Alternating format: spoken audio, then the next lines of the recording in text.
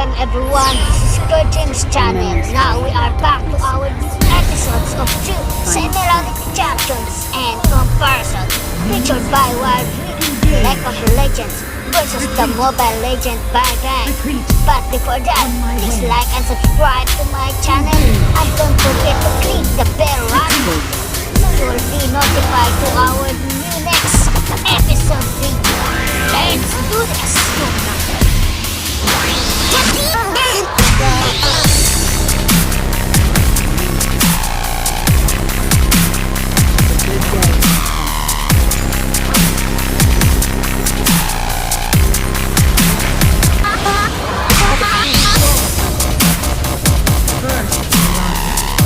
To survive among predators, Kaisa became one.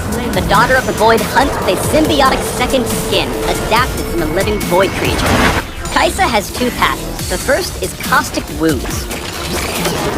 Kaisa's basic attacks mark enemies with plasma, dealing increasing bonus damage per stack. After enough stacks, the plasma ruptures for a burst of damage based on the target's missing health. Nearby allies can donate plasma by immobilizing enemies with crowd control, but cannot rupture the plasma. Kaisa's second passive is Living Weapon. Her symbiotic skin evolves her abilities based on permanent stats gained from items and champion levels. We'll come back to these evolutions with each ability. Kathian Rain, which releases a swarm of missiles evenly distributed among nearby enemies. Additional hits on the same champion or monster deal reduced damage. Low health minions take extra damage. If you catch an enemy up close and alone, they'll be pummeled with every shot for some unavoidable damage. Minions and other enemies will split the salvo, so remember to isolate your prey before making it a Kathian Rain. With enough bonus attack damage, a Kathian Rain evolves to fire significantly more missiles, dealing more damage. Void Seeker fires off a beam of void energy that damages, reveals, and applies plasma to the first enemy hit. With enough ability power, Void Seeker evolves to deal more damage, apply additional plasma, and partially refund the cooldown on champion hit. Put enemies on blast with a nasty poke, or play hide and seeker with a fleeing enemy. It is supercharged. First, Kaisa charges up, briefly increasing her movement speed, but losing the ability to attack. After charging up, Kaisa whips out the big guns to increase her attack speed for a few seconds. Every basic attack reduces Supercharger's cooldown. Additionally, bonus attack speed will reduce the charge-up time and increase the movement speed gain. With enough bonus attack speed, Supercharger evolves to grant invisibility during the charge-up. Your enemies hunting you will be in vain. The first half of Supercharger can be used to create distance from the threat, and you can use the second half to turn and burn. Kaisa's ultimate is Killer Instinct. It dashes at extremely high speed to a location near an enemy champion marked with plasma, then briefly gains a shield. While Kaisa moves insanely fast during her ultimate, it is technically a dash. Eagle-eyed opponents can't interrupt you, unlike other champions from the Void with high mobility ultimates.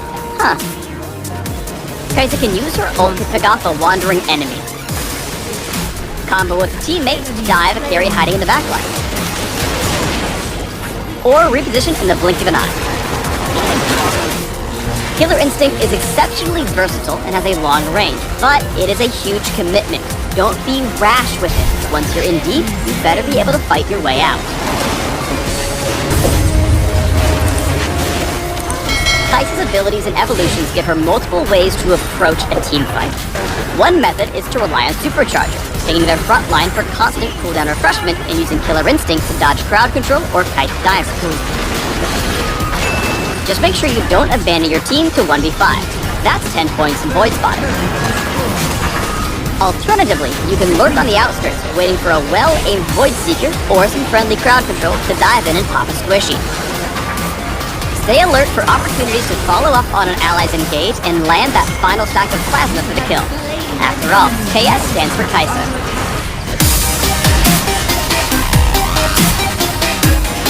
When you start assessing balance, the state of the game, skill discrepancies, and counterplay, often the conversation will get messy. And for a good reason. You have plenty of different perspectives while playing this game. And the thing is, you have the perspective of a bronze ADC main who plays Jinx, You have the perspective of a diamond jungler who plays Lee Sin, and you even have the perspective of a challenger mid laner who plays all types of different mages. And whenever you don't like the role or balance of another role, you get called out by saying, yeah, but you main X role, LOL XD Lamau, don't talk about Y role, kids. Whenever you don't like the balance of another champion, you may also get called out and someone says LOL XD Lamau this guy, XD LOL I can't believe this guy, you main X champion, talking about how balanced and hard to set, about the strong state and longevity of Kai'Sa's power.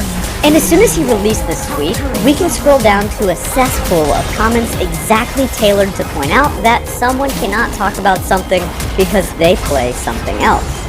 A LeBlanc main who agrees with Mo, LB mains Lamau, Yasuo mains complaining about balance. Alright, settle down buddy, you've abused Akali, Sylas, Aurelia, and Yasuo, I wouldn't type anymore.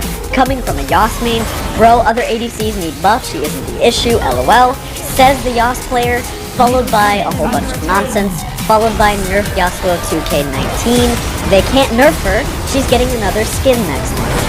Well, actually that last one probably is correct. In Diamond Plus, Kai'Sa is the most picked champion in the game, with an astounding 37.3% pick rate worldwide. On top of that, she has a 13.1% ban rate, and her win rate is around 50% at 49.81. For those who do look at pro play and want to say that we should play around and balance around pros, Kai'Sa is the 7th most picked champion in pro play during the summer split, and plenty of other champions who are in a similar boat as her, the best example being Sejuani, have not only been nerfed multiple times, but actually kind of gutted, with Sejuani taking a lot of hits this year. These numbers to me are pretty unreal. If you combine her pick rate and ban rate, Kai'Sa has over a 50% presence in solo queue. This is supposed to be a hard champion, according to the people who play ADC and play Kai'Sa. They talk about how she was supposed to be the new Vayne, the new high skill cap hard to learn hybrid ADC. But I'm asking, how is it possible that a champion who has played that much, with all of the autofills, all of the first timers, all of the people who say screw this, I'm playing Kai'Sa because she's way too OP, and start learning her in ranked, can still be in that equation of 50%? It's not going to typically be like this. I think Ezreal is a perfect example. Yeah, he did just receive a big nerf, and you're right for saying that the champion is weaker now, but the champion definitely is not the single worst ADC in the game. Yet, he has a lower win rate than Kai'Sa and Varus, and actually Kalista. Ezreal has the lowest win rate in the game for Diamond Plus ADCs. The reason this happens is because not that many people have adjusted to the fact that you're supposed to be building AD, not AP anymore. This really screws over people who don't read patch notes, get auto-filled ADC, that, you know what, I should too, and hard to play ADCs are really easy because I main Skarner Jungle, the mechanical god. The point is, Kai'Sa should be around the same category of Ezreal. Even at Ezreal's peak pro play performance when he was spam picked, he had nowhere near the win rate of Kai'Sa. Traditionally, ADCs and marksmen have had a key point in their power be their ability to kite. A great reminder of how hard it can be to budget power is again when looking at Ezreal. Does insane damage and a challenger player is playing him, then you run into a serious problem. Ezreal, however, is not a traditional ADC. He does play more like a mage. Regular marksmen have a power budget given to the players on their own ability to kite and output damage respectively.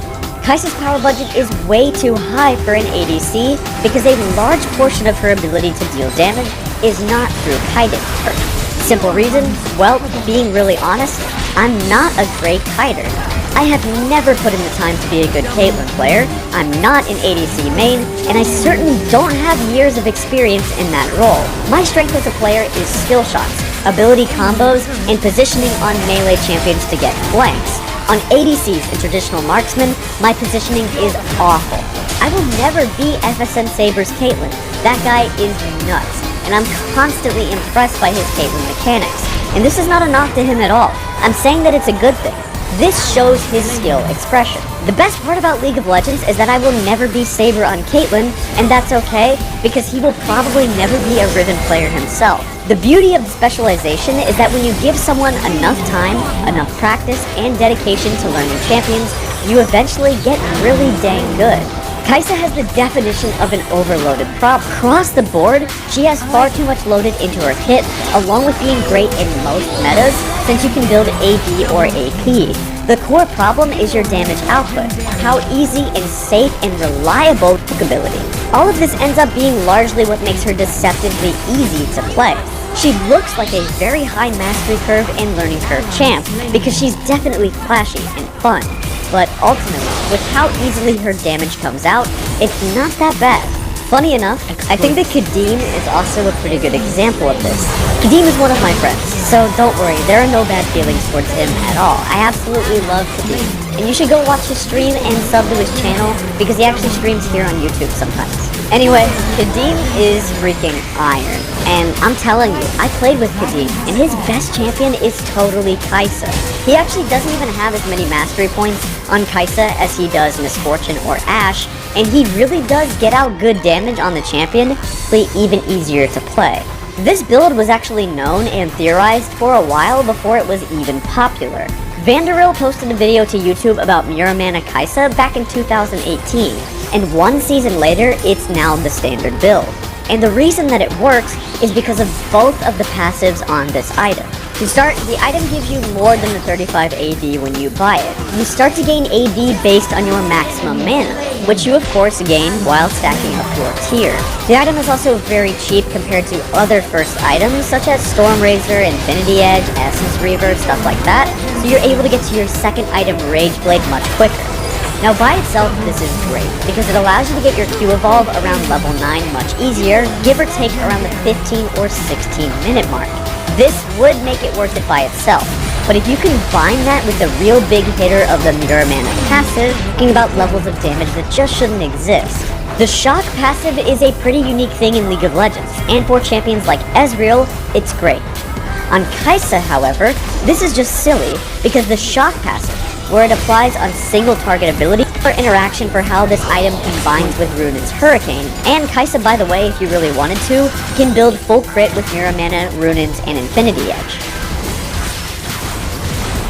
If some of the things we mentioned today weren't strong enough, the fact that she can build Phantom Dancer, Guardian Angel, and Zhonya's all effectively and easily might just be unfair.